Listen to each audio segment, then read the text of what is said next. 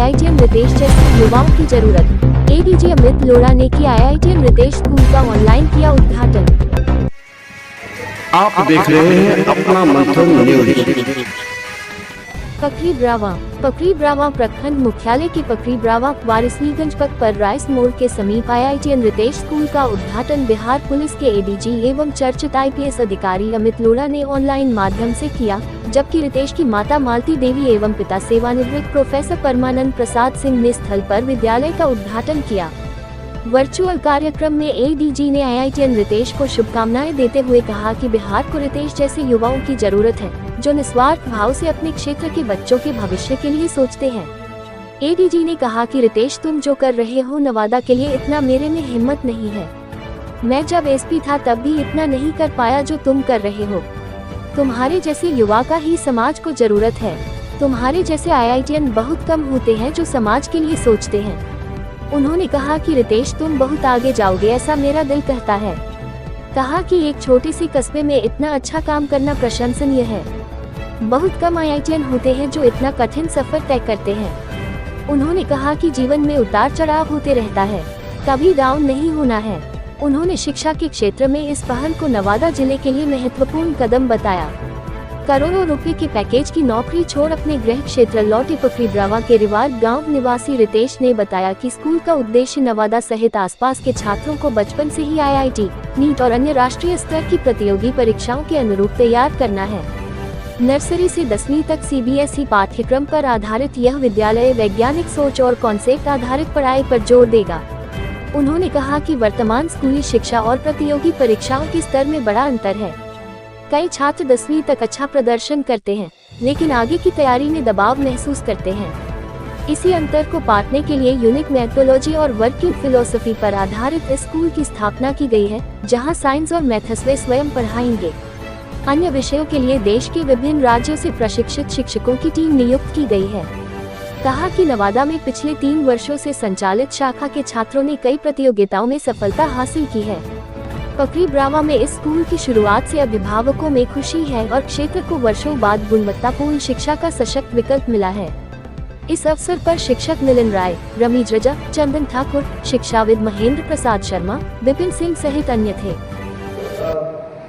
सभा रहा है कि जो हमारे सोसाइटी में एजुकेशन को लेकर के प्रॉब्लम है, जहाँ पे बच्चा 0 से 10 तक लगातार रोड लर्निंग करता है, रटने वाली शिक्षा प्रणाली से पढ़ाई करता है, और इस तरह से जो पढ़ाई करता है तो बच्चा 10th तक बिल्कुल अनभिज्ञ होता है, परिचित होता है कि what is reality, what is right and what is wrong. और 10th के बाद जब आगे चलकर रिपोर्टर देने वगैरह जाता है तो उसको बहुत फेलियर का सामना करना पड़ता है। तो पूरे विद्यार्थी जीवन जो मेरा है वो बहुत क्राइसिस में बीता है, और आप लोग तो सब बगल के ये जानते ही हैं।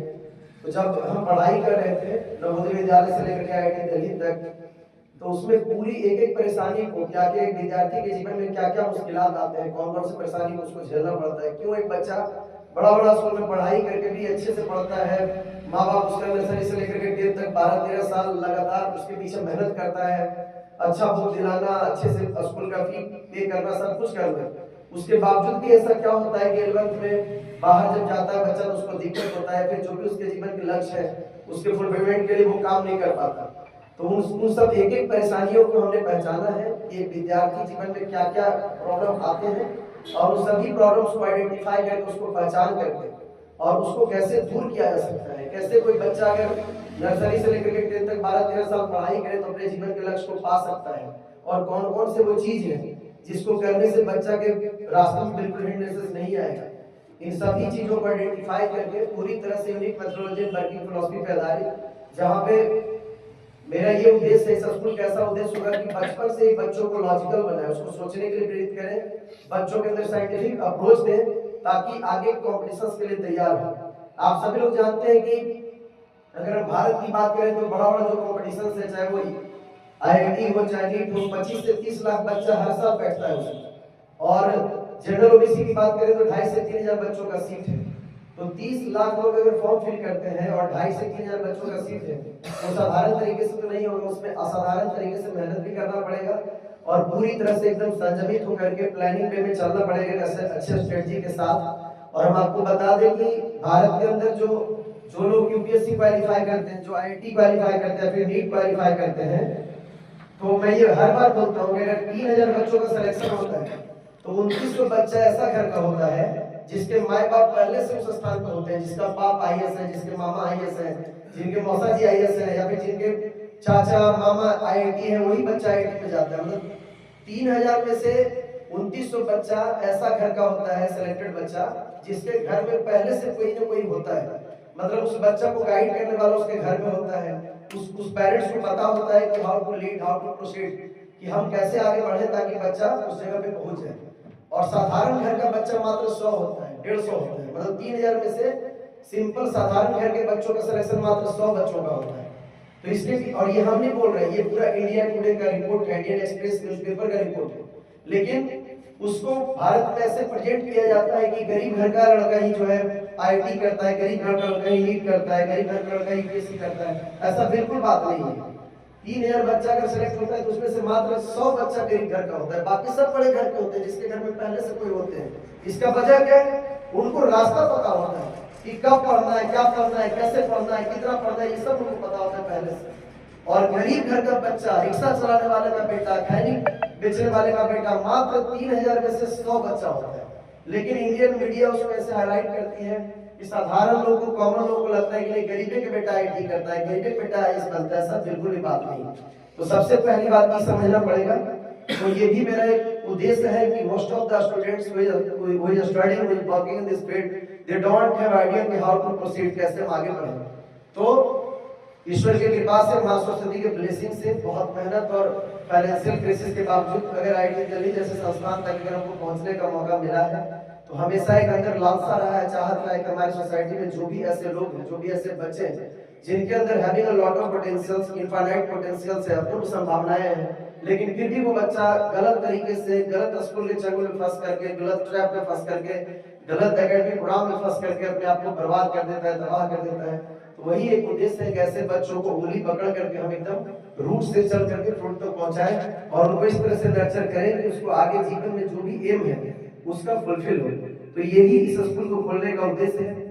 दूसरी बात यह है कि पिछले 3 साल से सेम एकेडमिक प्रोग्राम, मतलब कि इस स्कूल का जो एकेडमिक प्रोग्राम है वो बिहार के किसी भी स्कूल में नहीं है। मतलब कि most of the school working this field वो एक्चुअली कन्वेंशनल मेथड पे चल रहा है, परंपरागत तरीके से चल रहा है, जहाँ पे बचपन से ही बच्चों को रटाया जाता है। मतलब हम आपको बता दें कि पिछले 3 साल से टीचिंग कर रहे हैं, तो जो 8वां 9वां में बच्चा पढ़ता है उसको हम कहते हैं कि नर्सरी से 8वां तक 11 साल, 11 चैप्टर का नाम बताओ उसको नहीं पता है। जैसे सबसे पहला क्लास 3 से शुरू होता है बच्चा का मोशन। मोशन का मतलब बच्चों को समझ में नहीं आता है, व्हाट इज मोशन। तो ये सारी चीजों को, परेशानी को हमने आइडेंटिफाई किया है और पूरी तरह से यूनिक मेथोडोलॉजी, वर्किंग फिलॉसफी पे आधारित एकदम लॉजिकल बेस्ड पढ़ाई, ताकि बच्चों को बचपन से क्रिटिकल थिंकिंग आए। इस स्कूल की हम स्थापना कर रहे हैं और आज इसका ओपनिंग था, जिसका ओपनिंग जो है बिहार के ADG IPS Amit Lodha sir के द्वारा किया गया। आप सब सामने ही थे। और मेरा उद्देश्य है कि पकड़ी वर्मा के बच्चों को पढ़ाना है। और जैसा कि हर काम की शुरुआत में थोड़ा मुश्किलात तो आते ही हैं, लेकिन हमको अपने मेहनत पे विश्वास है और जो हम बच्चा को देना चाहते हैं, मुझे पूरा उम्मीद है कि सोसाइटी इसको with the passing of time, समय बीतने के साथ पहचानेगा, आइडेंटिफाई करेगा। और आप सभी लोग पकड़ी वर्मा के पेरेंट्स जो आए हुए हैं उनको मेरे तरफ से उन सभी को प्रणाम है और मुझे पूरा उम्मीद है कि आप लोगों का कॉपरेशन मिलेगा। और अभी जो लोग आए हैं और धीरे धीरे कारवा और जुड़ेगा, जैसा कि अमित सर बोले थे कि अमिताभ बच्चन के पिताजी का कविता रितेश तुमको याद है कि कर शपथ अग्निपथ अग्निपथ, तो वही वाला रास्ता को अपना करके हम चुने हैं। और आमतौर पर होता क्या है कि जैसा अभी अमित सर भी बोले कि IIT दिल्ली जैसे जगहों से पढ़ने के बाद लोग MNCs की तरफ जाते हैं, विदेश की तरफ जाते हैं, लेकिन ये जो रास्ता हमने चुना है ये इतना आसान नहीं है, मुश्किल है, कांटों से भरा है। लेकिन ये सारी चीजें हमको अपने पिताजी से मिला है और मेहनत हम लोग का आदत है, मेहनत हम लोग का जीवन में बसा है। और मुझे आशा ही नहीं, पूर्ण विश्वास है कि आने वाले टाइम में पकड़ी वर्मा में हम वो कर देंगे जिसकी कमी है और जिसके लिए हर बच्चा हर दिन सफर करता है। आप सब लोग से भी बात हो तो कहते हैं कि there are so many schools in this block, but उनका कार्यशैली ऐसा है कि बच्चों में अभी भी बहुत सारा लैकमा है। तो उन सभी के फुलफिलमेंट के लिए हम काम करेंगे और ये समय के साथ आपको दिखेगा। और आप सभी लोग पकड़ी वर्मा के अभिभावक जो आए हैं उनसे मेरा प्रार्थना है कि ऐसे जो भी बच्चे हैं जिनके अंदर सब चीज होने के बावजूद वो सही ढंग से नहीं चल रहे, उनको हमारे पास पहुंचाइए और हम उसको पढ़ाते हैं। और फिर जब हम 2-3 महीना पढ़ाएंगे तो हम जिस तरह से पढ़ाएंगे, हमारी जो मेथोडोलॉजी होगी, हमारी जो टीचिंग होगी, वही फिर जाकर के बोलेगा, हमारा बच्चा ही जाकर के बोलेगा। यही बात हम कहना चाहते हैं। और फिर मेरा ऐसा मानना है कि टीचर का जो जीवन होता है वो निजी जीवन कुछ नहीं होता, उसका जीवन सार्वजनिक जीवन होता है, जिसपे उसके समय पे उसका खुद का भी कंट्रोल नहीं होता है। और एक विद्यार्थी का जीवन, एक शिक्षक का जीवन, एक सन्यासी का जीवन होता है। और हम सभी को एक सन्यासी की बात बढ़ना पड़ेगा, आगे बढ़ना पड़ेगा। और इसमें टीचिंग एक ऐसा चीज है, जैसे most of the teachers is working, ज्यादातर जो शिक्षक काम करे वो टीचिंग को आखिरी ऑप्शन समझते हैं। अगर आप 100 शिक्षक को निकालिएगा तो मोर देन 95 टीचर ऐसे मिलेंगे जो टीचिंग को तब चुनते हैं जब उनको कोई ऑप्शन ऐसा दिखता नहीं। लेकिन मैं आप सभी को आश्वस्त कर दूं और बता दूं, और आप सब लोग जानते भी हैं कि अपने मेहनत से और ईश्वर के ब्लेसिंग से भगवान ने मुझे बहुत कुछ दिया है। और मुझे मेरा ये टीचिंग आखिरी ऑप्शन नहीं, लास्ट ऑप्शन नहीं, this is my first option. Teaching is not my last option, teaching my first option and I am very much passionate about this. और ये हमारा पैशन है। और हम एट द एंड यही कहेंगे कि हम एक शिक्षक है और टीचिंग मेरा पैशन है और टीचिंग ये मेरा फर्स्ट ऑप्शन है। और कभी भी शिक्षक को अपने आप को सर्विस प्रोवाइडर नहीं समझना चाहिए। जो शिक्षक पैसा लेकर के नंबर ऑफ आवर्स को काउंट करता है, घंटा को काउंट करता है और प्रोफेशनल टीचर की तरफ